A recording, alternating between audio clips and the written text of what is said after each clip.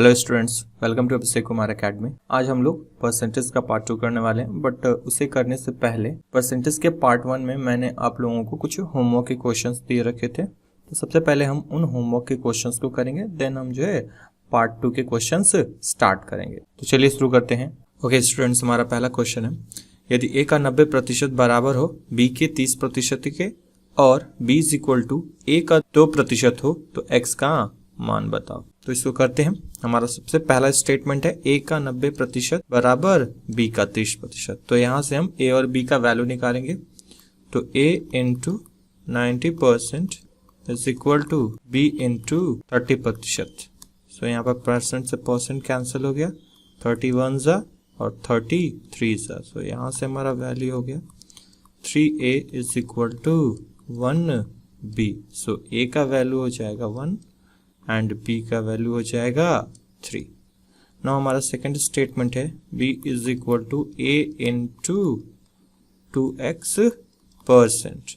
सो ये हो जाएगा, यहाँ पे अगर हम b का वैल्यू पुट करते हैं 3, a का वैल्यू है हमारा 1 इंटू 2x डिवाइडेड बाई 100, 2 1 जा और ये 250 जा डिवाइड हो जाएगा। सो हमारा हो जाएगा finally value 3 into 50 is equal to x। So हमारा यहाँ पर x का वैल्यू हो गया 150। So option B is the correct answer. Okay students, हमारा अगला क्वेश्चन है, यदि 1 घंटे का y प्रतिशत 1 मिनट 12 सेकंड है तो y का मान बताना है। हमें दिया गया है 1 hour into y% is equal to 1 minute 12 second. ठीक है, तो हम देख सकते हैं कि यहाँ पर जो टाइम की जो अलग अलग वैल्यूज हैं सबकी यूनिट्स क्या है, डिफरेंट है। तो सबसे पहले तो हमें हर एक का यूनिट सेम करना होगा। तो यहाँ पे जो सबसे छोटा यूनिट है वो सेकंड है, तो हम हर एक का यूनिट जो है सेकंड में चेंज करेंगे। हमें पता है 1 आवर में जो है 3600 सेकेंड्स होते हैं, इंटू y बाई 100 हो गया। जबकि 1 मिनट में जो है 60 सेकेंड और प्लस ये 12। ओके, यहाँ पे 2 0 से 2 0 कैंसिल हो गया, तो यहाँ पे हो गया 36, y is equal to 72। So y का वैल्यू हो जाएगा 36 1 जा 36 2 जा। सो y का वैल्यू हो गया हमारा 2। So option A is the correct answer. Next question है, यदि a प्लस बी का 40% a माइनस बी के 60% के बराबर हो तो 2a minus 3b divided by a plus B का मान कितना होगा। तो सबसे पहले हम लिख लेते हैं हमारा first part of the question, a plus B into 40% is equal to हो जाएगा a minus B into 60%। Percent से परसेंट कैंसल, 26 को डिवाइड करते हैं, 22 सा और ये 23 सा। सो यहाँ से हो गया a plus B by a minus b is equal to 3/2। ठीक है, यहाँ पर राइट साइड में a माइनस बी जो है मल्टीप्लाई में 3 के साथ, इसलिए दूसरी तरफ जाकर ये डिवाइड में हो गया। उसी तरह 2 जो है a प्लस बी के साथ मल्टीप्लाई में, इसलिए दूसरी साइड जाकर डिवाइड में हो गया। पार्ट 1 में मैंने आप लोगों को बताया था कि अगर कभी हमें a plus B divided by a minus B is equal to c by D के फॉर्म में अगर कोई स्टेटमेंट मिलता है तो इसका 1 स्टेप सॉल्यूशन होता है a by B is equal to c plus D divided by c minus D. ठीक है, तो यही फॉर्मूला हम यहाँ पे यूज करेंगे। तो यहाँ से हमारा a बाई बी का वैल्यू होगा 3 प्लस 2 डिवाइडेड बाई 3 माइनस 2। यहाँ से हो गया a by B is equal to 5/1। So हमें a का वैल्यू पता चल गया 5 है और b का वैल्यू 1 है। नाउ हमें फाइंड आउट करना है 2a minus 3b divided by a plus b का वैल्यू। तो पुट करते हैं, तो 2 इंटू a का वैल्यू 5 है, माइनस 3 इंटू b का वैल्यू 1 डिवाइडेड बाई 5 प्लस 1। तो ये हो जाएगा 10 माइनस 3 डिवाइडेड बाई 6, ये हो जाएगा 7/6। सो हमारा करेक्ट आंसर होगा ऑप्शन बी। ओके, अब चलते हैं अपने अगले क्वेश्चन की तरफ। हमारा अगला क्वेश्चन दिया गया है, यदि किसी संख्या के 60% में से 60 घटाने पर 60 प्राप्त होती है तो संख्या बतानी है हमें। ठीक है, जैसा कि मैंने आपको पार्ट 1 में भी बताया था कि कोई भी नंबर जो है वो खुद का 100% होता है। तो यहाँ पे बोला क्या जा रहा है कि अगर किसी नंबर के 60% में से हम 60 माइनस कर रहे हैं तो हमारा जो वैल्यू आ रहा है वो क्या हो रहा है, 60 हो जा रहा है।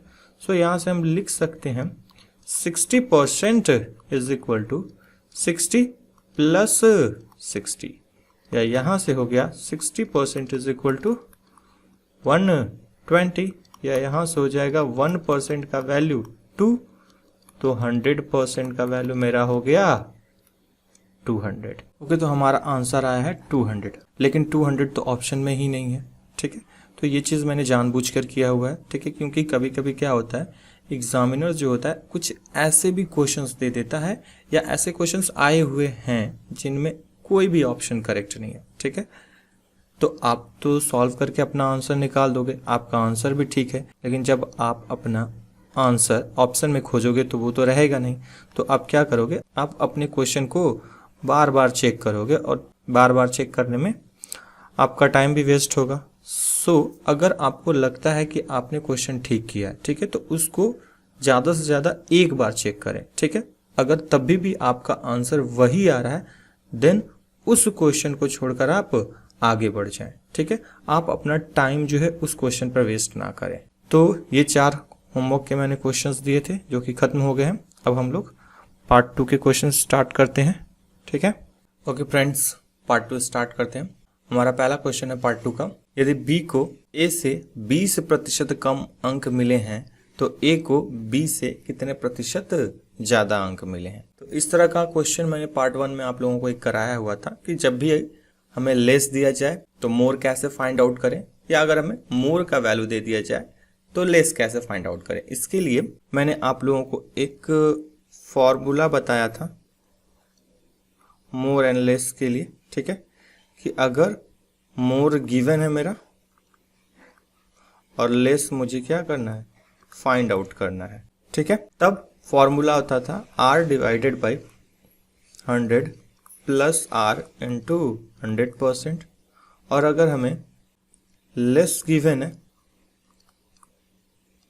और मोर फाइंड आउट करना है तब फॉर्मूला होता है r divided by 100 minus r into 100%।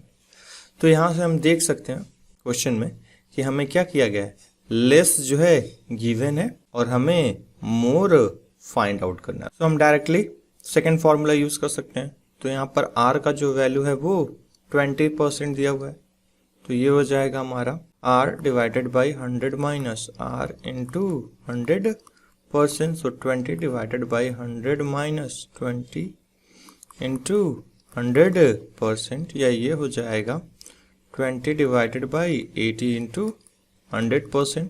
21 जा, ये 24 जा, 4 1 जा और 4 25 जा। सो आंसर हो गया हमारा 25%। सो हमारा करेक्ट आंसर होगा ऑप्शन डी।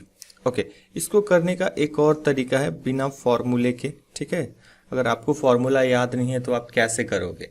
ठीक, तो इसके लिए हम क्या करते हैं, यहाँ पे लिखा हुआ है कि यदि B को A से 20% कम अंक मिले हैं, यानी कि अगर मैं मान लूँ, लेट कर लूँ कि A को जो है 100 नंबर्स मिले हैं, सो B को कितना मिलेगा, 80 मिलेगा, क्योंकि B को जो है A से 20% कम मिलते हैं। तो 100 का 20% होता है 20। सो अगर 100 में से मैं 20 को माइनस करूंगा तो B का वैल्यू आ गया हमारा 80। अब आगे है, तो A को B से कितना प्रतिशत ज्यादा मिला। तो यहाँ पर हम देख सकते हैं A और B के बीच का डिफरेंस कितना है, 20। ठीक है, सो 20 डिवाइडेड बाई, ओके, यहाँ पर हमें A का वैल्यू B के रिस्पेक्ट में फाइंड आउट करना है, इसलिए B का वैल्यू क्या होगा, नीचे लिखेंगे, और परसेंट में कन्वर्ट करने के लिए हमेशा हम क्या करते हैं, 100 से मल्टीप्लाई कर देते हैं। तो 21 जा, 24 जा, ठीक है, फिर 4 1 जा 4, 4 25 जा 100। सो हमारा आंसर आ गया 25%। तो आप इन दोनों मेथड्स में से किसी भी मेथड का यूज कर सकते हैं, बट पर्सनली मैं रिकमेंड करूंगा कि आप फॉर्मूला यूज ना करें, आप सेकंड मेथड मैंने बताया है उसको फॉलो करें। क्यों? क्योंकि अगर कभी हमारा ये जो परसेंट वैल्यू है ये एक मिक्स्ड फ्रैक्शन में दे दिया, लाइक दे दिया हमारा 11n1/9% दे दिया, या 12n1/8% दे दिया, ठीक है, इस तरह का अगर वैल्यू देगा ना तब हमें बहुत दिक्कत होने वाली है। सो आप फॉर्मूला ना यूज करके इस तरह कर सकते हैं। उसके एक और मेथड है, ऐसे भी हम इसको कर सकते हैं, देख लीजिए। ठीक, यहाँ पे 20% जो है इसका वैल्यू होता है हमारा 1/5। तो याद रखना ये जो 20% है, ठीक है, वो ए के रिस्पेक्ट में है। B got 20% marks less than A. So यहाँ पर जो नीचे का वैल्यू है वो ए का वैल्यू हो जाएगा, और यहाँ पे लेस है इसलिए ये निगेटिव होगा। सो बी का वैल्यू कितना होना चाहिए? बी का वैल्यू हो जाएगा 5 - 1, सो 4। ठीक, तब फाइनली मुझे ए और बी दोनों का वैल्यू पता चल चुका है। तो ए और बी के वैल्यू के बीच का जो डिफरेंस है वो कितना हो रहा है? 1 का हो रहा है। ये जो है बी से 1 ज्यादा है, तो हमारा डायरेक्ट आंसर हो जाएगा 1/4 इंटू 100%। सो 4 1 जा और ये 4 25 जा, तो यहाँ से हो गया हमारा 25%। ठीक है, ये वाला मेथड जो है और भी अच्छा है। तो आप इन तीनों मेथड्स में से जो बेटर लगे, अगर आपको जिसमें आप ज़्यादा सुटेबल हो वो करना, बट मैं रिकमेंड करूंगा कि आप या तो सेकंड मेथड से करें नहीं तो थर्ड मेथड से करें। ओके फ्रेंड्स, हमारा अगला क्वेश्चन है, यदि कोई संख्या x किसी दूसरी संख्या y से 10% कम है तथा y 125 से 10% ज्यादा है तो x का मान बताना है हमें। ठीक है, तो सबसे पहले हम y का वैल्यू फाइंड आउट कर लेते हैं, तब जो है हम x का वैल्यू निकालेंगे।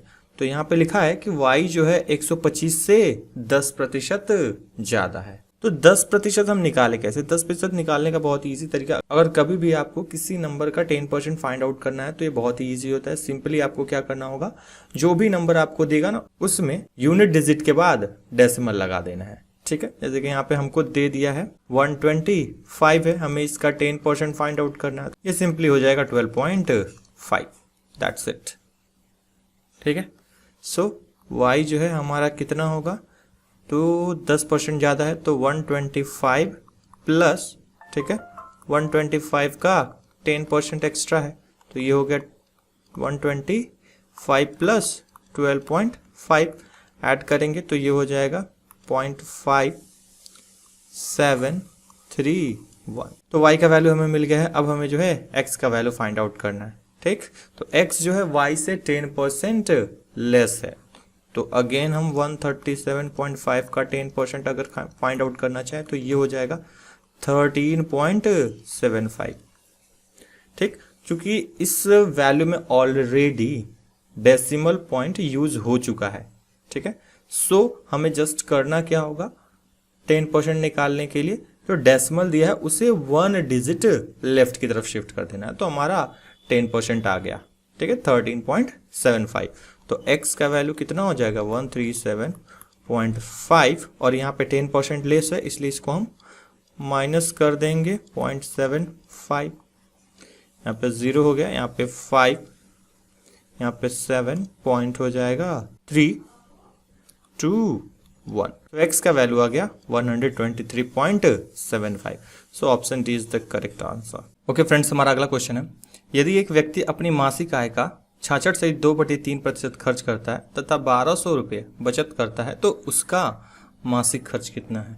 इस क्वेश्चन में हमें एक्सपेंडिचर का परसेंट वैल्यू दे दिया है। ठीक है, तो सबसे पहले इस वैल्यू को हम फ्रैक्शन में कन्वर्ट कर लेते हैं।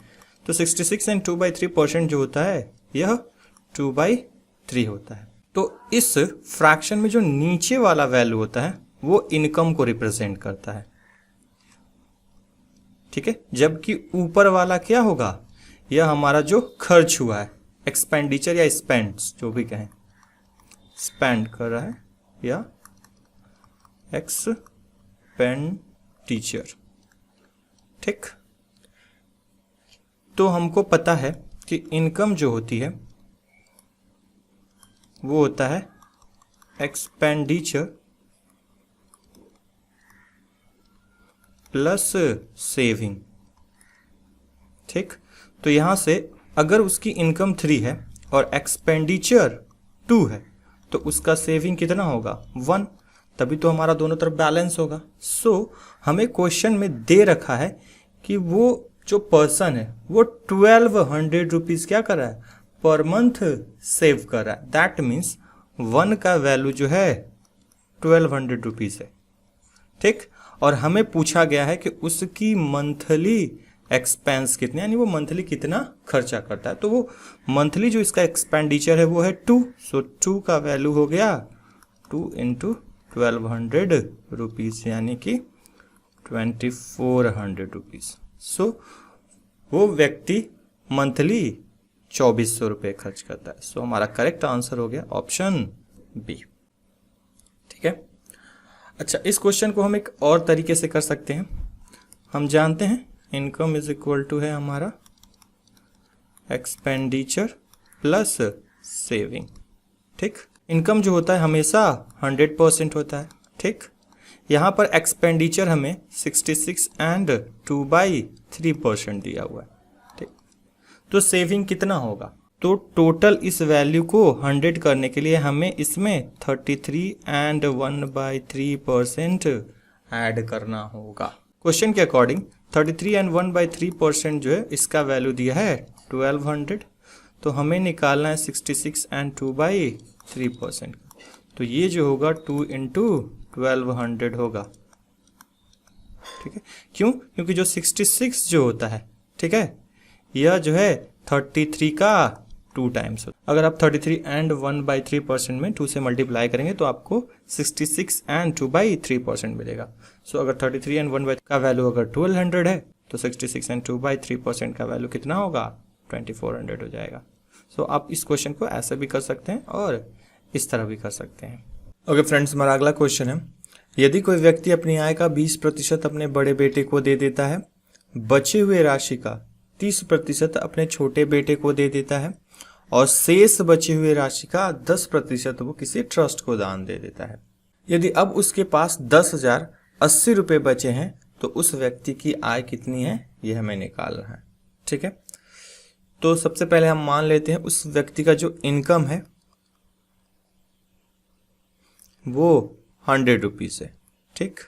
अच्छा, इस क्वेश्चन को करने के लिए हम चार्ट का यूज करेंगे, पहले ब्रेक करेंगे स्टेप बाय स्टेप, ठीक। तो उसने अपने सबसे बड़े बेटे को 20% दिया हुआ है जो भी उसकी इनकम है, तो 100 का 20% उसने अपने एल्डर सन को दे दिया, ठीक है। जबकि 80% क्या हो गया, उसका रिमेनिंग हो गया, ठीक। तो 100 का 80% हो गया 80। अगेन ये जो रिमेनिंग पार्ट है ये 2 हिस्सों में डिवाइड हो रहा है, ठीक है। इसका 30% वो अपने छोटे बेटे को दे रहा है, जबकि 70% अगेन ये हो गया रिमेनिंग, ठीक। तो 80 का 70% हो जाएगा हमारा 56। अगेन ये 56 जो रुपीस बच गए हैं ये 2 हिस्सों में डिवाइड हो रहे हैं। इसका 10% जो है वो एक ट्रस्ट को डोनेट कर देता है, जबकि 90% रिमेनिंग बच जाता है। तो 56 का 90% कितना हो जाएगा हमारा, तो 56 इंटू 9/10 और इसे सॉल्व करेंगे तो ये आएगा 50.4। अच्छा, हमारे अकॉर्डिंग जो एंड में रिमेनिंग बच रही है वैल्यू वो है 50.4, जबकि क्वेश्चन के अकॉर्डिंग जो सबसे लास्ट में उस आदमी के पास बच रहा है रिमेनिंग वो है 10,080। दैट मीन्स ये दोनों ही वैल्यू आपस में क्या होंगे, सेम होंगे। सो 50.4 का वैल्यू हमें दे दिया गया है 10,080। सो 504 का वैल्यू हो जाएगा 1,008,000। तो यहां से 1 का वैल्यू हो जाएगा हमारा 200। सो 1 का वैल्यू हमें मिल गया। हमने उसकी इनकम 100 मान रखी थी, तो 100 का वैल्यू हो गया हमारा 200 इंटू 100 रुपीज, यानी कि 20,000 रुपीज, यानी उस आदमी की इनकम 20,000 रुपये थी। सो हमारा ऑप्शन नंबर ए जो है करेक्ट होगा। ओके, अगला क्वेश्चन है, राधा अपनी आय का 40% भोजन पे खर्च करती है, 20% भाड़े पर, 10% मनोरंजन पर और 10% वो जो है सुविधाओं पर, यानी कि जो जो अलग से सुविधाएं वो ले रही है उन सब पे खर्च कर रही है। यदि उसकी मासिक बचत जो है 1500 रुपये है, ठीक है, तो हमें निकालना है उसकी मासिक आय कितनी है। ठीक, ये पिछले क्वेश्चन के ही जैसा है, बट पिछले क्वेश्चन में हमें वो जो भी डोनेट कर रहा था या किसी दूसरे को दे रहा था तो वो रिमेनिंग का दे रहा था, जबकि यहाँ पर ऐसा कुछ नहीं है, रिमेनिंग जैसा कुछ नहीं है। ठीक, तो रिमेनिंग वाले क्वेश्चन और इसमें क्या अंतर है। ठीक है, रिमेनिंग वाले में क्या होता है, जो भी नेक्स्ट परसेंट होता है वो हमें रिमेनिंग में से लेना पड़ता है, जबकि यहाँ पर हमें क्या करना होगा, सीधे जितनी भी वो वैल्यूज परसेंट की दी गई हैं या जितना भी वो खर्च कर रहा है, ठीक है, सिंपली हम सबको अगर ऐड कर देंगे तो हमारा जो है उसका टोटल एक्सपेंस कितना है या टोटल खर्च कितना है मंथली वो हमें पता चल जाएगा। ठीक, तो वो फूड पर जो है 40% खर्च कर रहा है, जबकि रेंट जो है उस पर 20%, इंटरटेनमेंट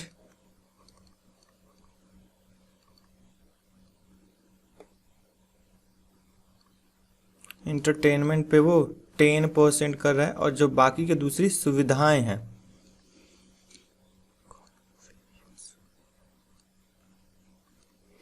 इस पर जो है वो 10% खर्च कर रहा है, तो उसका टोटल एक्सपेंडिचर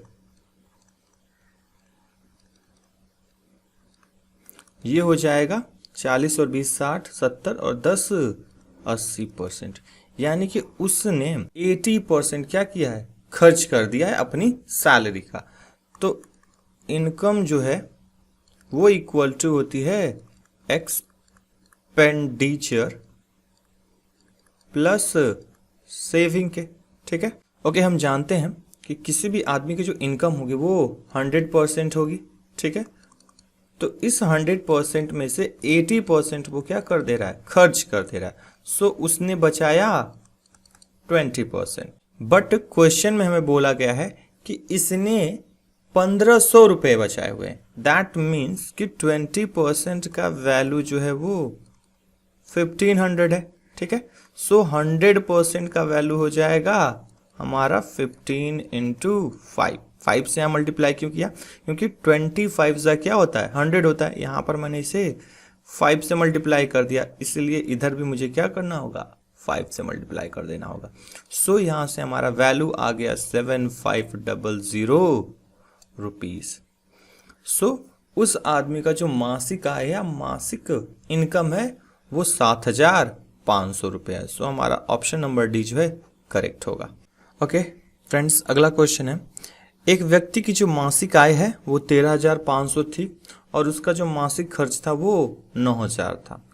यदि अगले साल उसकी मासिक आय जो है 14% तथा उसका मासिक खर्च 7% बढ़ जाता है तो उसका मासिक बचत कितना प्रतिशत बढ़ेगा, हमें निकालना है। सो इस क्वेश्चन में हमें इनकम दे दी गई है, तो इनकम जो है उसकी वो है 13,500। ठीक है, एक्सपेंडिचर जो है वो है 9,000। ठीक है, तो इसकी जो सेविंग होगी, ठीक है, वो हो जाएगा हमारा 4,500 रुपया। ठीक है, सेविंग निकालने के लिए हमें क्या करना होगा, इनकम में से एक्सपेंडिचर को माइनस कर देना पड़ेगा। ठीक, अच्छा, इस क्वेश्चन को करने के लिए हम ये ओरिजिनल जो वैल्यूज दी गई हैं इनकम, एक्सपेंडिचर और सेविंग का, इसका यूज करके भी हम परसेंट इंक्रीज निकाल सकते हैं और इनके बिना भी किया जा सकता है। ठीक है, तो हम डायरेक्टली जो है इनके बिना वाले ही मेथड से देखेंगे। तो हमें पता है इनकम जो होता है वो होता है एक्सपेंडिचर प्लस सेविंग के। तो यहाँ पर इनकम जो दिया गया है वो 13,500 है, एक्सपेंडिचर 9,000 है और सेविंग जो है वो है 4,500। ठीक, तो हम क्या करेंगे, इसे सिंप्लीफाई करके एक सिंपल वैल्यू लेंगे। हमको इतना बड़ा वैल्यू लेकर सॉल्व करने की कोई ज़रूरत नहीं है, ठीक है। तो 2 0 से 2 0 सब में क्या हो गया, कैंसिल हो गया।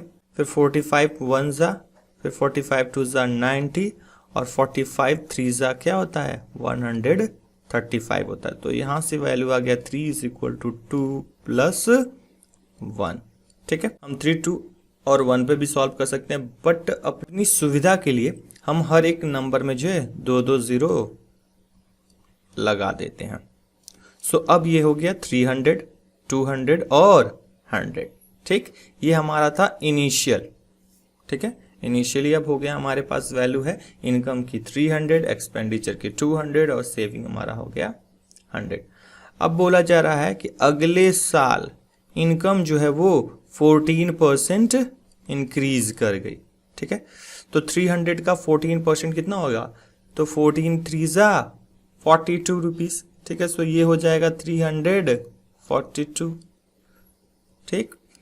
और उसका जो एक्सपेंडिचर है वो 7% इंक्रीज किया, तो ये हो जाएगा 214, 7 2 जा 14, तो 214 हो गया। ओके, तो हमें ये पता चल गया कि अगली साल जो उसकी इनकम है वो है 342, जबकि उसका एक्सपेंडिचर है 214, तो उसकी सेविंग कितनी हो जाएगी, तो 342 में से हमें 214 को माइनस कर देंगे, तो इसे माइनस करने पर हमारा वैल्यू हो जाएगा 128। सो लास्ट ईयर उसकी जो सेविंग थी वो 100 रुपीज थी, जबकि इस साल इसकी सेविंग है 128 रुपीज। ओके, तो लास्ट ईयर उस आदमी की सेविंग थी 100, बट नेक्स्ट ईयर ये सेविंग कितनी हो गई 128। सो यहाँ पर इंक्रीज कितना का कर रहा है 28 रुपीज का क्या हो रहा है, इंक्रीज हो रहा है। सो ये परसेंट में कितना होगा, तो मैंने आपको पहले भी बता रखा है कि जब कभी भी अगर हमें 100 पे परसेंट कैलकुलेट करना रहता है तो जो वैल्यू रहता है वही हमारा क्या हो जाता है, परसेंट हो जाता है। यानी कि यहाँ पर जो इंक्रीज है सेविंग में वो 28% का हो जाएगा, ठीक है। इसको हम करके भी देख सकते हैं, 28 डिवाइडेड बाई क्या हो जाएगा 100 इंटू 100%। सो 100 से 100 कैंसिल हो गया, आंसर आ गया हमारा 28, ठीक है। अच्छा, यहाँ पे हमें 100 पे क्यों करना पड़ रहा है, क्योंकि जब भी हम इंक्रीज या डिक्रीज निकालते हैं तो वहां पर हमें जो पुरानी जो वैल्यू होती है, जो ओल्ड वैल्यू होती है, उसके रिस्पेक्ट में निकालनी पड़ती है। इसलिए मैं यहाँ पर 100 ले रहा हूँ, ना कि 128। तो कभी भी अगर आपको परसेंटेज इंक्रीज या परसेंटेज डिक्रीज निकालना होगा, ठीक है, तो नीचे में हम हमेशा ओल्ड वैल्यू ही लेते हैं। हमारा अगला क्वेश्चन है, यदि ए की आय का 10% इज इक्वल टू बी की आय का 15% इज इक्वल टू सी की आय का 20% है, तथा उनकी कुल आय का जो योग है वो 7,800 है, तो हमें फाइंड आउट करना है कि बी की आय कितनी होगी, ठीक है। तो इस क्वेश्चन में हमें ए, बी और सी के बीच में एक रिलेशन दे रखा है, ठीक है, कि ए का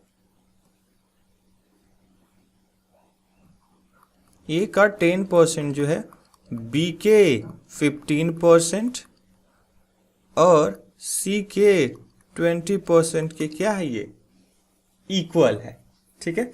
तो यहां से हम सबसे पहले क्या करेंगे, ए, बी और सी का रेशियो निकालेंगे। ए, बी और सी का रेशियो हमें क्यों निकालना पड़ रहा है, ठीक है, क्योंकि हमें यहाँ पे बोल दिया गया है कि उनकी कुल आय का योग जो है वो 7,800 है, ठीक है। दैट मीन्स कि ए प्लस बी प्लस सी का वैल्यू जो है वो 7,800 रुपये है। तो अगर जब तक हमें ए, बी और सी के वैल्यूज पता नहीं होंगे तब तक जो है हम इसे कैलकुलेट नहीं कर सकते, तो इसलिए हमें ए, बी और सी का रेशियो निकालना पड़ेगा। तो यहाँ से इसे हम सॉल्व करते हैं एक स्टेप। तो यहाँ पे परसेंट से परसेंट सब जगह कैंसिल हो गया, 5 से डिवाइड करते हैं, 5 2 जा 10, 5 3 जा 15 और 5 4 जा 20। सो यहाँ से वैल्यू आ गया 2a is equal to 3b is equal to 4c, ठीक। अच्छा, अब हमें रेशियो निकालना है, a is to b is to c। तो ये कैसे आएगा, तो जब कभी भी आपको इस तरह का स्टेटमेंट मिले और वहां से आपको a, b और c का रेशियो निकालना हो तो क्या करना है आपको, सिंपली जो भी नंबर दिया गया है, ठीक है, अगर वो एक इंटीजर है तो उसे फ्रैक्शन में कन्वर्ट करिए। तो ये 2/1 होगा, ये 3/1 होगा, ये 4/1 होगा, और इनके रेसिप्रोकल्स को हमें यहाँ पे लिखना है। यानी कि 2/1 है तो यहाँ पे मुझे लिखना होगा 1/2, यहाँ पे लिखना होगा 1/3 और यहाँ पे लिखना होगा 1/4। उसके बाद 2, 3 और 4, ठीक है, इनका एलसीएम लेना है हमें, ठीक है। तो 2, 3 और 4 का एलसीएम हो गया 12, ठीक। और इस नंबर से क्या करना है, सबको मल्टीप्लाई कर देना है। यानी कि 12/2, 12/3, 12/4। सो यहाँ से हो जाएगा 2 6 ज़ा 12, 3 4 ज़ा 12 और 4 3 ज़ा 12। सो वैल्यू हो गया 6 4 3। सो हमें रेशियो मिल गया। अच्छा, रेशियो निकालने का एक और तरीका है, इसके थ्रू भी आप कर सकते हैं, ठीक है। यहाँ पे दे रखा है कि 2a is equal to 3b is equal to 4c। तो हमें जानना है a, b और c। ओके फ्रेंड्स, a का वैल्यू फाइंड आउट करने के लिए हमें b और c के जो कोफिशिएंट्स दिए गए हैं उनका मल्टीप्लाई करना होगा। सो 3 into 4। b का वैल्यू फाइंड आउट करने के लिए हमें a और c के कोफिशिएंट्स को मल्टीप्लाई करना होगा, और c का वैल्यू निकालने के लिए हमें a और b के कोफिशिएंट्स को मल्टीप्लाई करना होगा। इसके बाद अगर यहाँ पर कुछ कट रहा है तो काट देंगे। तो 2 1 ज़ा, फिर ये 2 1 ज़ा और ये 2 2 ज़ा। सो हमारा वैल्यू हो जाएगा 3 2 ज़ा 6, 4 1 ज़ा 4 और 3 1 ज़ा 3, ठीक है। सो इस तरह भी जो है हम a, b और c का रेशियो निकाल सकते हैं। नाउ अगर हम मान ले कि a का वैल्यू 6 ही है, ठीक है, क्योंकि a, b और c का रेशियो क्या है 6 4 3। सो a का वैल्यू कितना होगा मेरा 6, b का वैल्यू हो गया 4 और c का वैल्यू हो गया 3। तो यहाँ से अगर मैं a plus b plus c निकालूं तो ये हो जाएगा 13, ठीक है। तो हमारे according a plus b plus c की वैल्यू आ रही है 13, जबकि क्वेश्चन के according a plus b plus c का वैल्यू दिया हुआ है 7800। तो ये दोनों ही वैल्यूज जो है आपस में क्या होंगे, इक्वल हो जाएंगे। सो यहाँ से 1 का वैल्यू हो जाएगा हमारा 7800 डिवाइडेड बाई 13, तो ये हो जाएगा 600। सो हमें पता चल गया कि एक का वैल्यू कितना है 600 रुपया। तो हमें पूछा गया है कि b की आय कितनी है, तो b की आय जो है वो 4 दिया गया है। तो 4 की वैल्यू हो जाएगी 600 इंटू 4, ये हो जाएगा 2400 रुपीज। सो हमारा ऑप्शन बी जो है करेक्ट होगा। हमारा अगला क्वेश्चन है, किसी कर्मचारी का कुल भत्ता उसके मूल आय का जो है 165% है। यदि उसकी कुल आय जो है 11,925 है तो हमें बताना है उसकी मूल आय क्या होगी, ठीक है। तो किसी भी आदमी की जो ग्रॉस सैलरी या जो टोटल सैलरी जो होती है वो उसके बेसिक सैलरी और जो उसको अलाउंसेस मिल रहे हैं यानी जो उसको भत्ता मिल रहा है, ठीक है, उन दोनों के सम की क्या होती है, इक्वल होती है, ठीक। सो अगर मैं यहां से लेट कर लूं कि उसकी बेसिक जो सैलरी है वो 100 है, ठीक है, तो उसका जो अलाउंसेस है वो क्या है, बेसिक का 165% है। तो 100 इंटू 165% अगर करेंगे तो ये वैल्यू आ जाएगा 165, ठीक है। तो उसकी ग्रॉस सैलरी कितनी हो जाएगी, तो ग्रॉस सैलरी हो जाएगी basic salary plus allowance.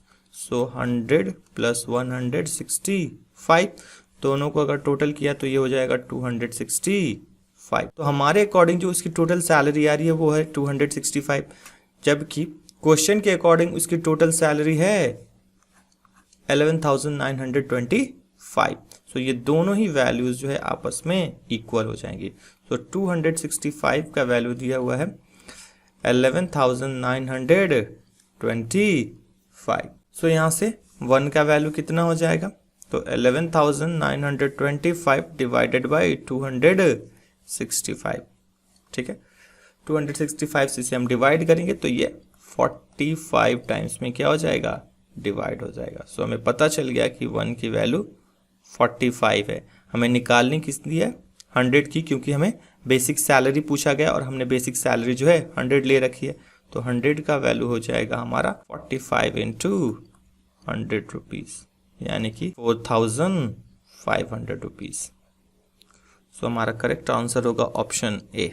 Okay, next question है, यदि किसी व्यक्ति की आय पहले 25% घटती है फिर 25% बढ़ जाती है तो उसकी नई आय पुरानी आय की कितनी प्रतिशत है। ओके फ्रेंड्स, तो इस तरह के जो क्वेश्चंस होते हैं जिसमें क्या होता है, कोई वैल्यू जो है 2 बार इंक्रीज करे या 2 बार डिक्रीज करे या पहले इंक्रीज करे और फिर डिक्रीज कर जाए, ठीक है, या पहले डिक्रीज करे और फिर इंक्रीज कर जाए। तो इस तरह के क्वेश्चंस को करने के लिए एक बहुत ही फेमस फॉर्मूला है, ठीक है। आप में से बहुत सारे लोग जो हैं इस फॉर्मूला को जानते होंगे। ये होता है a plus B plus A B by 100%, ठीक है। यहाँ पर a जो है वो फर्स्ट परसेंट वैल्यू को डिनोट करता है, जबकि b जो है वो सेकंड वाले को डिनोट करता है, ठीक। एक और बात, जब हम इसमें a और b का वैल्यू लेंगे, ठीक है, तो विद साइन लेंगे हम। अगर हमारे परसेंट वैल्यू बढ़ रही होगी, ठीक है, तो उसे हम पॉजिटिव लेंगे, और अगर परसेंट वैल्यू जो है वो घट रही होगी तो उसे निगेटिव लेंगे। तो यहाँ पर इनिशियली जो उसकी आय है वो 25% क्या हो जा रही है, घट जा रही है। सो ए का वैल्यू जो है वो -25 होगा, जबकि दूसरी बार क्या हो रही है, उसकी सैलरी जो है 25% बढ़ जा रही है, इसलिए बी का जो वैल्यू होगा वो +25 होगा, ठीक है।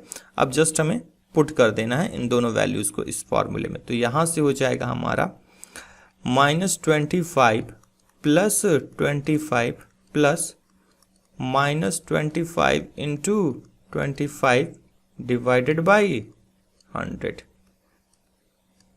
ठीक है, परसेंट। तो +25 से -25 कैंसिल हो गया और यहाँ से हो जाएगा प्लस माइनस माइनस, और 25 इंटू 25 ये हो जाएगा 625 डिवाइडेड बाई 100%, ठीक है। और अगर हम 100 को इससे डिवाइड करेंगे तो ये हो जाएगा -6.25%।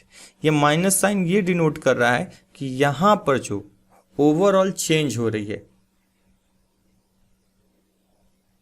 यहाँ पर जो ओवरऑल चेंज हो रहा है वो क्या हो रहा है, घट रहा है, यानी कि जो उसकी नई सैलरी है अब पुरानी सैलरी से कम हो गई है। सो हमारा करेक्ट आंसर होगा ऑप्शन ए।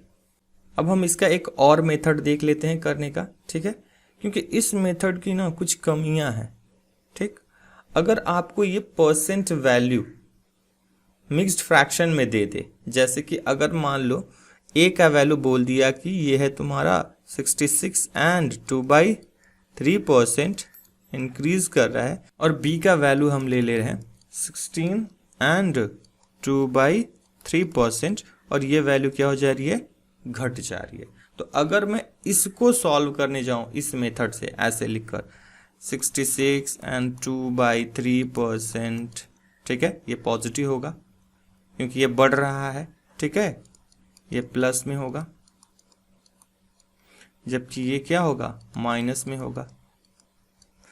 तो माइनस हो जाएगा ये 16 and 2/3% plus 66 and 2/3 into -16 2/3 divided by 100। अगर इस कैलकुलेशन को हम करने गए ना एग्जाम में, तो इसके वजह से हमारे बहुत सारे क्वेश्चन छूट सकते हैं, ठीक है। अगर ऐसे करने गए तो 2-3 क्वेश्चंस का तो ये टाइम खा ही जाएगा। तो इस चीज से बचने के लिए हमें क्या करना होगा, ठीक है। तो जो भी परसेंट वैल्यू हमें दी जाएगी, पहले तो हमें उसका फ्रैक्शन वैल्यू लिखना होगा। तो 66 एंड 2/3% जो होता है, इसका फ्रैक्शन वैल्यू होता है 2/3, ठीक। और 16 एंड 2/3% जो है, इसका फ्रैक्शन वैल्यू होता है 1/6, ठीक। अच्छा 66 एंड 2/3% क्या हो रहा है हमारा, बढ़ रहा है, इंक्रीज कर रहा है, तो इसलिए ये पॉजिटिव में होगा। और 16 एंड 2/3% जो है यह घट रहा है, इसलिए ऊपर में नेगेटिव होगा। नाउ एक तरफ हम लिखेंगे ओल्ड वैल्यू और दूसरी तरफ लिखेंगे न्यू वैल्यू। अच्छा, इस तरह के जो फ्रैक्शन वैल्यूज होते हैं उसमें नीचे वाला जो नंबर होता है वो ओल्ड वैल्यू को रिप्रेजेंट करेगा, और यहां पर चूंकि ये इंक्रीज हो रहा है इसलिए ये इंक्रीज को रिप्रेजेंट करेगा। ठीक है, उसी तरह यहां पर ये नीचे जो है ओल्ड वैल्यू होगा, जबकि ये डिक्रीज को रिप्रेजेंट करेगा। ठीक, सो पहला वाला जो हमारा फ्रैक्शन है उसमें ओल्ड वैल्यू क्या था, 3, तो न्यू वैल्यू कितना हो जाएगा, 3 + 2 5। दूसरे वाले फ्रैक्शन में ओल्ड वैल्यू दी गई है 6, तो इसका न्यू वैल्यू हो जाएगा 6 - 1 यानी कि 5। सो यहां से हमें क्या करना होगा, मल्टीप्लाई कर लेना होगा, तो ये हो जाएगा हमारा 6 × 3 = 18 और 5 × 5 = 25। सो यहां से वैल्यू इंक्रीज कितना हुआ, 7 का। ठीक है, तो परसेंट इंक्रीज कितना हो जाएगा, परसेंट इंक्रीज, तो ये हो जाएगा 7, और डिवाइड में क्या लेंगे, ऑलवेज ओल्ड वैल्यू।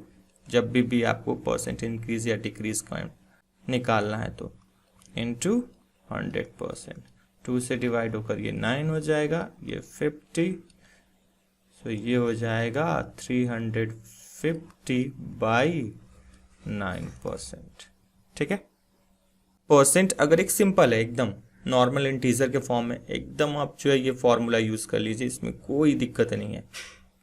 ठीक, लेकिन अगर आपको जो परसेंट वैल्यू है वो एक मिक्स्ड फ्रैक्शन के फॉर्म में, तब आप इस फॉर्मूला का कभी भी यूज मत कीजिए।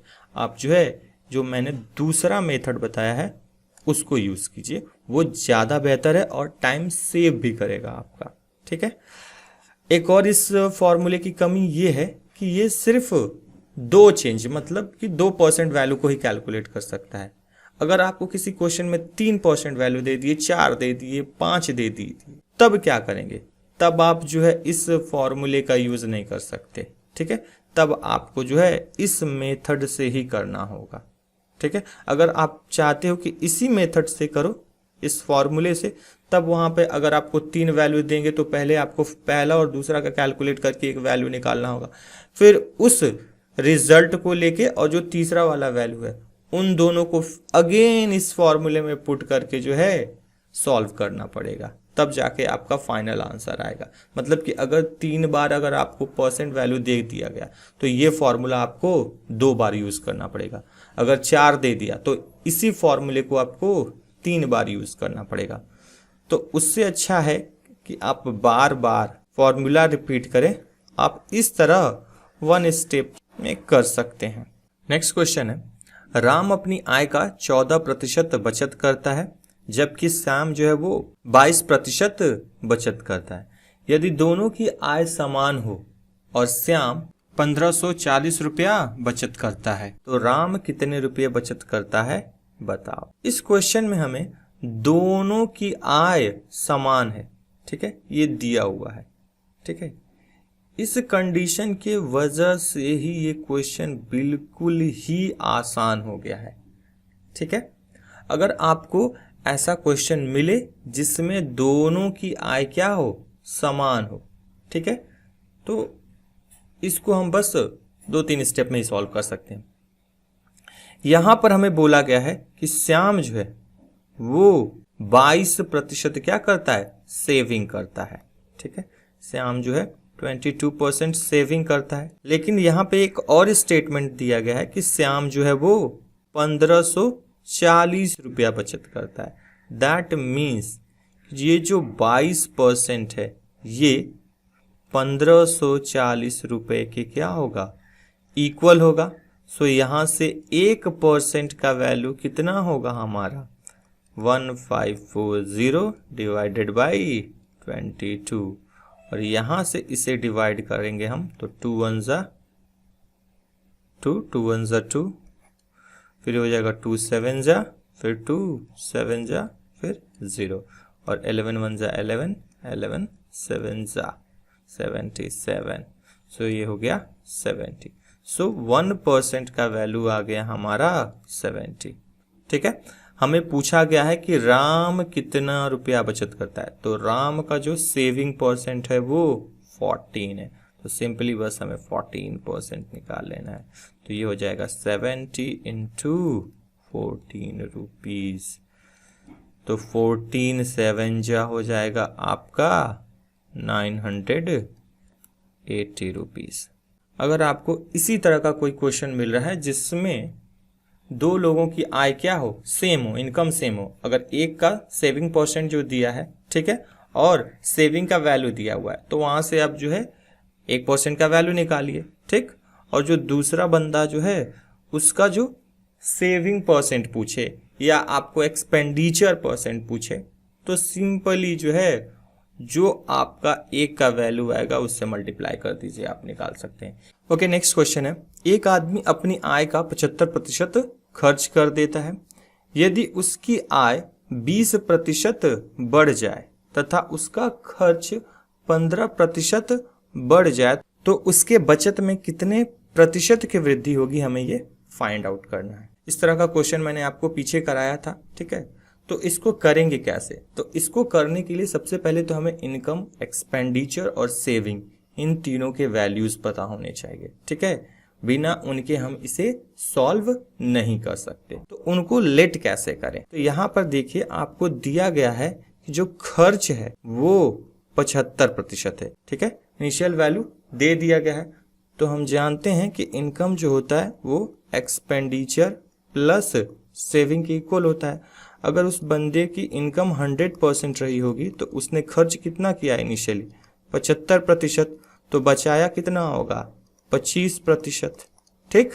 अब इसको हम सिंप्लीफाई कर लेते हैं, तो परसेंट से परसेंट कैंसिल हो गया, 25 से ये डिवाइड करेंगे तो 25 1 जा 25, 25 3 जा 75 एंड 25 4 जा 100। सो वैल्यू हो गई 4 इज इक्वल टू 3 प्लस 1, या इसको मैं ऐसे कर सकता हूं 400 इज इक्वल टू 300 प्लस 100। इससे क्या होगा, परसेंट कैलकुलेट करने में हमें इजी होगा। अच्छा, अब ये रही हमारी इनिशियल वैल्यूज। अब आगे हमें क्वेश्चन में दिया गया है कि उसकी आय जो है 20% क्या हो जाती है, बढ़ जाती है। तो यहां से उसकी जो इनकम है वो 20% इंक्रीज हो गई, ठीक है। तो यहां से ये हो जाएगा, तो 400 का 20% होता है हमारा 80, तो ये हो जाएगा 480, ठीक। उसका जो खर्च है, ठीक है, वो 15% बढ़ जाता है, ठीक। तो यहां से ये हो जाएगा 300 का 15% होगा 45, तो ये हो जाएगा हमारा 345, ठीक। अब हमें बस निकालना है कि उसकी सेविंग कितनी होगी। सेविंग निकालने के लिए हमें क्या करना होगा, 480 में से 345 को माइनस कर देंगे, तो ये हो जाएगा 10 - 5, ये हो गया 5, 7 - 4 ये हो गया 3, और ये हो गया 1। सो उसकी सेविंग हो गई 135। तो इनिशियली उसकी सेविंग थी 100, अब हो गई 135। सो यहाँ पे इंक्रीज हो रहा है +35 का, और ये +35 जो है 100 पे इंक्रीज हो जा रहा है, इसलिए हमारा जो परसेंट इंक्रीज है वो कितना हो जाएगा, 35%। सो हमारा करेक्ट आंसर होगा ऑप्शन डी। ओके, इस तरह का क्वेश्चन मैंने आप लोगों को कुछ देर पहले ही बताया है, ठीक है, जिसमें a + b + ab/100 वाला हम फॉर्मूला यूज कर रहे थे, ठीक है, और एक और दूसरा मेथड भी बताया था। तो ये क्वेश्चन जो है आप लोगों के लिए होमवर्क क्वेश्चन होगा, ठीक है। इसको आप लोग घर पे ट्राई करें और आप लोगों का जो भी आंसर आ रहा है वो कमेंट में बताएं। इस क्वेश्चन का जो सॉल्यूशन और आंसर है वो मैं नेक्स्ट वीडियो में बताऊंगा। ओके फ्रेंड्स, हमारा अगला क्वेश्चन है, किसी व्यक्ति की आय 10% घटा दी जाती है, उसकी घटी आय को कितना प्रतिशत बढ़ाया जाए कि उसकी घटी आय जो है उसके पहले के आय के बराबर हो जाए। तो हम मान लेते हैं कि उसका जो ओरिजिनल इनकम या इनिशियल जो इनकम था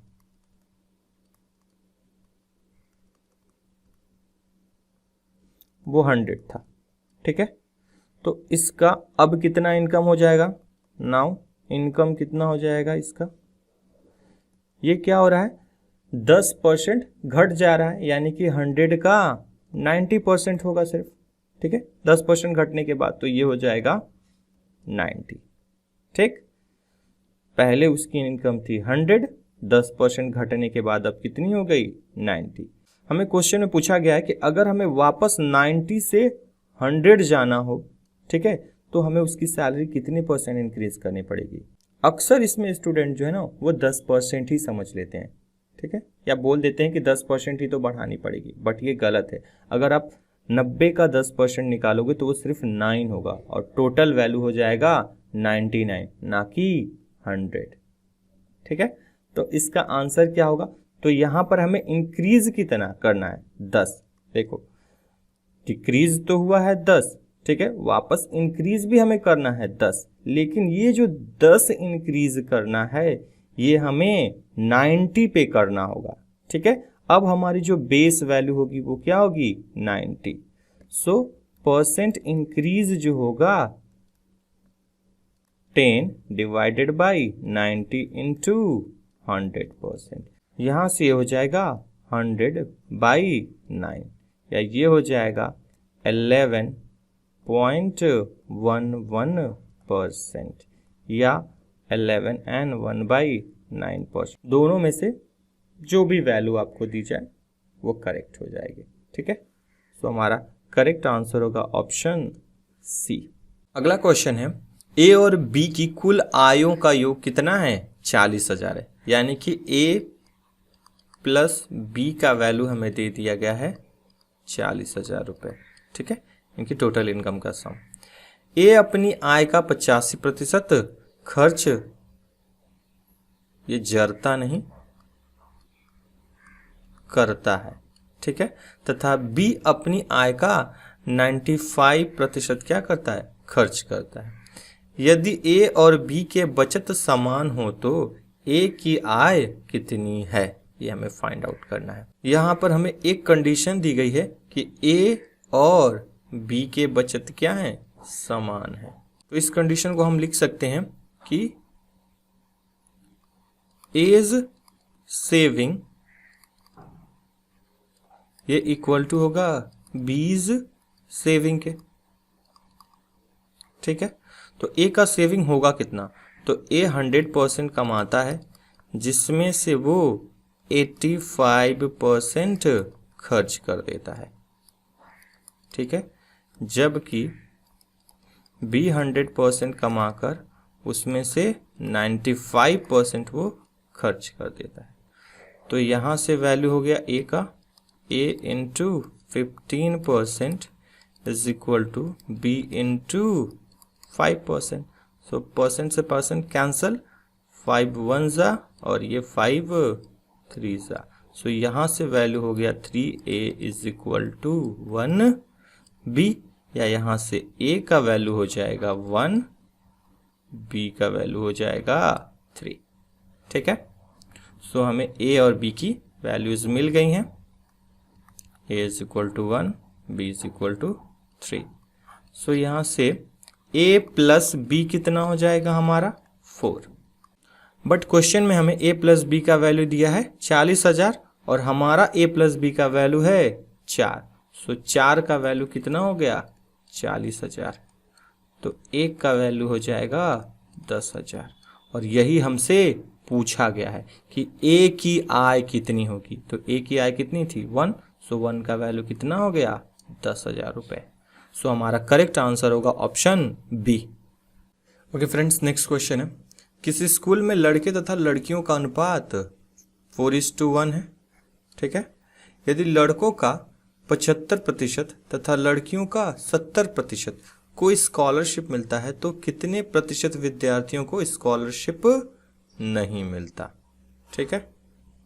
तो इस क्वेश्चन को कैसे करेंगे, तो इस क्वेश्चन में लड़के कितने हैं लड़कियां कितनी हैं ये उनका एग्जैक्ट वैल्यू नहीं दिया गया है, बट लड़के और लड़कियों का अनुपात दे दिया गया है, ठीक है। तो बॉयज और गर्ल्स का हमारा अनुपात दिया गया है 4:1, तो यहाँ से मैं मान लेता हूँ कि मेरे बॉयज़ हैं 400 जबकि गर्ल्स हैं 100। ठीक, अब यहाँ से हम बॉयज़ जो हैं 2 हिस्सों में डिवाइड होंगे और गर्ल्स भी 2 हिस्सों में डिवाइड होंगी। ठीक है, ऐसे बॉयज़ जो स्कॉलरशिप होल्डर हैं और स्कॉलरशिप नॉट होल्डर, मैं शॉर्ट में यूज़ कर रहा हूँ टर्म्स। SH मतलब स्कॉलरशिप होल्डर और SNH मतलब स्कॉलरशिप नॉट होल्डर। उसी तरह इधर भी होगा स्कॉलरशिप होल्डर और स्कॉलरशिप नॉट होल्डर। अगर 75% लड़कों ने स्कॉलरशिप पाई है तो 25% लड़के जो हैं क्या होंगे, बिना स्कॉलरशिप के होंगे। उसी तरह लड़कियों में 70% लड़कियां ऐसी हैं जो स्कॉलरशिप होल्डर हैं, तो 30% जो लड़कियां होंगी वो स्कॉलरशिप नॉट होल्डर होंगी। ठीक है, तो यहाँ से हमें पूछा गया है कि कितने प्रतिशत विद्यार्थी स्कॉलरशिप होल्डर नहीं है। ठीक है, तो हम सिर्फ इसको ही कैलकुलेट करेंगे कि कितने स्कॉलरशिप होल्डर नहीं है, हमें इन दोनों का वैल्यू कैलकुलेट करने की कोई ज़रूरत नहीं है। तो यहाँ से 400 का हमें 25% निकालना है। ठीक है, तो ये हो जाएगा 400 इंटू 25% क्या होता है 1/4, सो ये हो गया 100। और यहाँ पर हमें 100 का 30% निकालना है, तो ये हो जाएगा 30। तो टोटल स्कॉलरशिप नॉट होल्डर कितने हुए, तो लड़के हैं 100, लड़कियां हैं 30, तो टोटल हो गया 130। ठीक, अब टोटल स्टूडेंट कितने हुए, तो हमने मान रखा था लड़के हैं 400, लड़कियां हैं 100, तो टोटल स्टूडेंट हो गए 500। तो स्कॉलरशिप नॉट होल्डर जो स्टूडेंट्स हैं उनका परसेंट वैल्यू होगा 130 डिवाइडेड बाय टोटल स्टूडेंट, यानी कि 500 इंटू 100%। 2 0 से ये 2 0 कैंसिल हो गए, 5 1 जा 5, ये कट गया, 5 2 जा 10, बच गया 3, 30 हो गया, तो 5 6 जा 30, सो हमारा वैल्यू हो जाएगा 26%। यानी कि उस पूरे स्कूल में 26% ऐसे स्टूडेंट हैं जो स्कॉलरशिप होल्डर नहीं है। सो हमारा करेक्ट आंसर होगा 26। स्टूडेंट्स, इस क्वेश्चन को हम ना एलिगेशन का यूज करके भी सॉल्व कर सकते हैं। ठीक है, एलिगेशन यूज कहाँ पर होता है, जब दो चीजों को एक साथ मिलाया जाए, मिक्स किया जाए, और जहां पर 3 न्यूमेरिकल वैल्यूज की जरूरत हो और एक रेशियो हो। ठीक है, यानी कि टोटल 5 वैल्यूज। तो यहां से हम देख ले रहे हैं कि ये हमारा पहला है वैल्यू, ये दूसरा, और ये एक रेशियो दिया हुआ है, और तीसरा जो न्यूमेरिकल वैल्यू है वो हमें फाइंड आउट करना है। ठीक है, तो मैं इस तरफ लिख रहा हूं बॉयज, इधर लिखता हूं गर्ल्स, और बीचों बीच मेरा हो गया स्टूडेंट। अच्छा, अब हमें बॉयज गर्ल्स इनके वैल्यू क्या लेने होंगे। ठीक है, तो यहां पर हमें ऐसे स्टूडेंट्स का परसेंट लेना है जो स्कॉलरशिप होल्डर नहीं है। तो बॉयज में 25% ऐसे हैं जो स्कॉलरशिप होल्डर नहीं है, जबकि लड़कियों में 30% ऐसी हैं जो स्कॉलरशिप होल्डर नहीं है, और इनका रेशियो जो है वो है 4:1 का।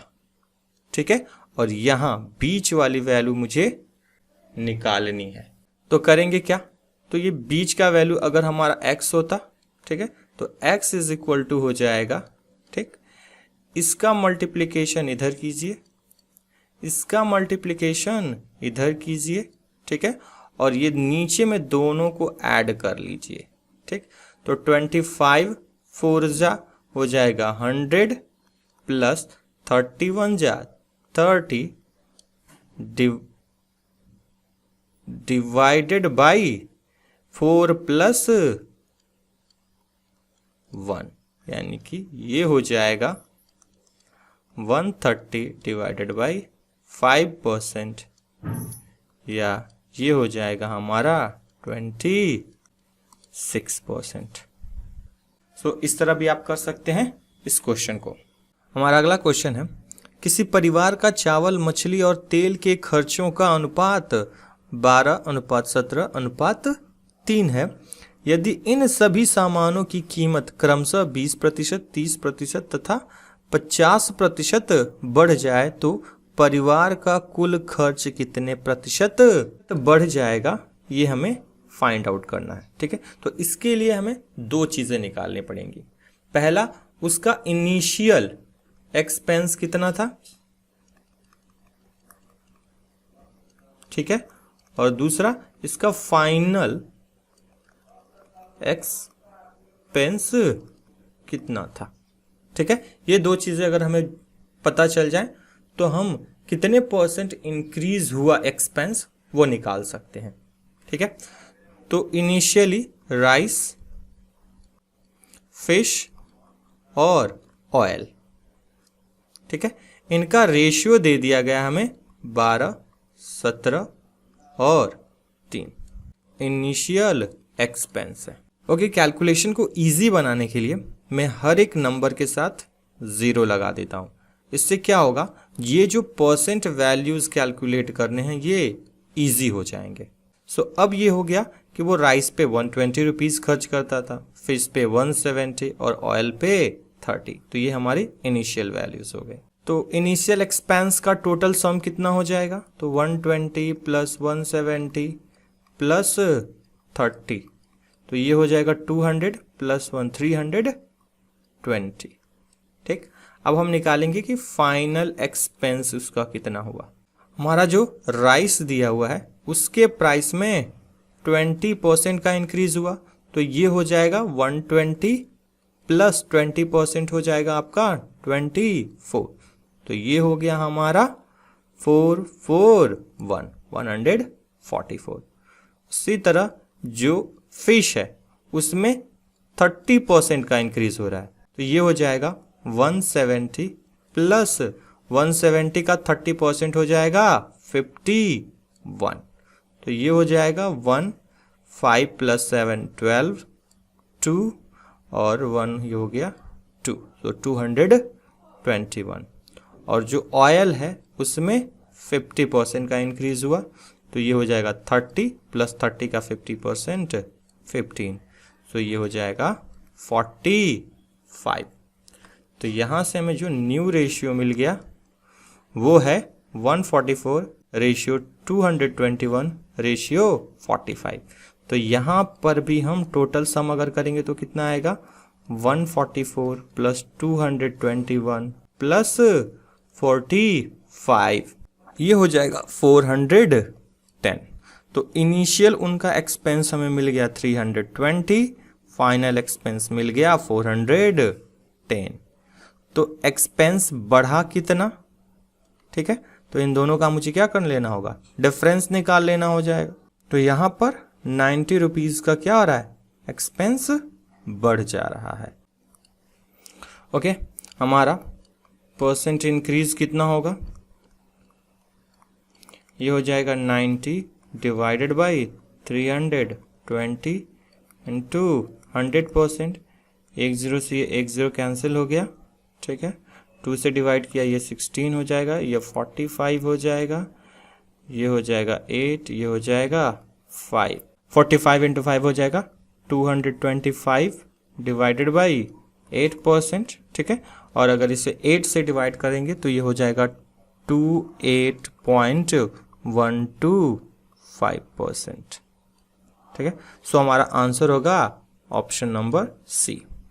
ओके फ्रेंड्स, हमारा अगला क्वेश्चन है, यदि किसी घन की प्रत्येक भुजा 10% बढ़ जाए तो इसके क्षेत्रफल में कितनी वृद्धि होगी। तो इस तरह के क्वेश्चंस करने के लिए हमें जो भी फिगर बोला गया होगा, ठीक है, या जिस तरह का भी शेप बोला हो गया, चाहे क्यूब हो, चाहे रेक्टेंगल हो, चाहे स्क्वायर हो, चाहे सर्कल हो, चाहे स्फेयर हो, ठीक है, किसी भी तरह का दे दिया जाए हमें करने को, तो इसमें हमें उनके रिस्पेक्टिव जो फॉर्मूले हैं, चाहे सरफेस एरिया का, चाहे वॉल्यूम का, ठीक है, इन सब के याद होने की कोई ज़रूरत नहीं है। हम लोग जो है उन फॉर्मूलों के बिना भी इस तरह के क्वेश्चंस कर सकते हैं जिनमें जो है उनके लेंथ, ब्रेड्थ, हाइट या रेडियस को कुछ परसेंट इंक्रीज या डिक्रीज कर दिया जाता है और फिर पूछ लिया जाता है कि बताओ उनके एरिया में कितना परसेंट चेंज हुआ या उनके वॉल्यूम में कितने परसेंट का चेंज हुआ। ठीक है, तो इन सबको करने के लिए हम बस एक फॉर्मूला है उसी को यूज करेंगे और वो है a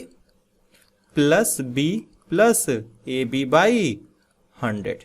इसी का यूज करके हम जो है परसेंट चेंज इन एरिया या percent change in volume calculate कर सकते हैं।